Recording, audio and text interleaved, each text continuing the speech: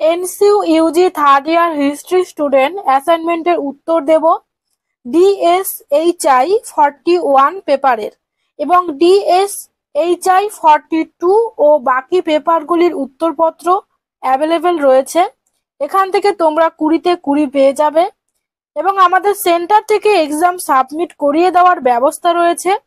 তোমরা যারা এই সুবিধাগুলি নিতে চাও আমাদের সাথে 7864819403 এই নাম্বারে যোগাযোগ করবে। আমি প্রশ্ন ও উত্তরগুলো বলছি, তোমরা দেখে নাও। প্রথম প্রশ্নটি হলো, লং মার্চ কত মাইল দীর্ঘ ছিল? উত্তর হলো 6000 মাইলস। পরবর্তী প্রশ্ন হলো, তাইপিং বিপ্লবের নেতা কে ছিলেন? এর উত্তর হলো হং শিউ কুয়ান।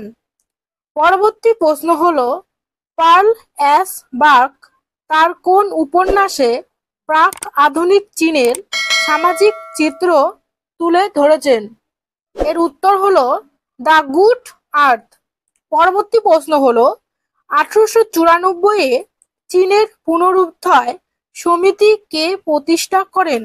এর উত্তর হলো সান ইয়াত সেন। পরবর্তী প্রশ্ন হলো, কোন সালে গণপ্রজাতন্ত্রী চীনের সরকার কৃষি সংস্কার আইন প্রণয়ন করে? এর উত্তর হলো 1950।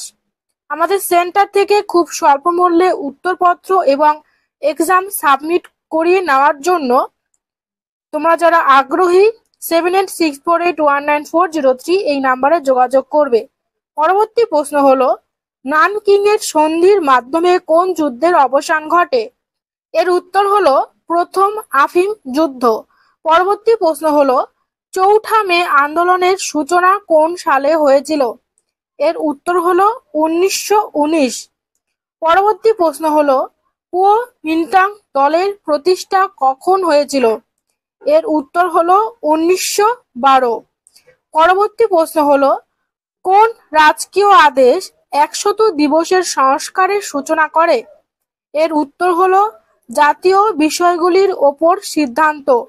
পরবর্তী প্রশ্ন হলো, বক্সার প্রোটোকল কখন স্বাক্ষরিত হয়েছিল? এর উত্তর হলো 1901। ভিডিওটি অবশ্যই ফ্রেন্ডদের সাথে শেয়ার করবে এবং বাকি উত্তরপত্র আমাদের কাছ থেকে নিতে চাইলে যোগাযোগ করবে। ভিডিওটি দেখার জন্য সবাইকে অনেক ধন্যবাদ।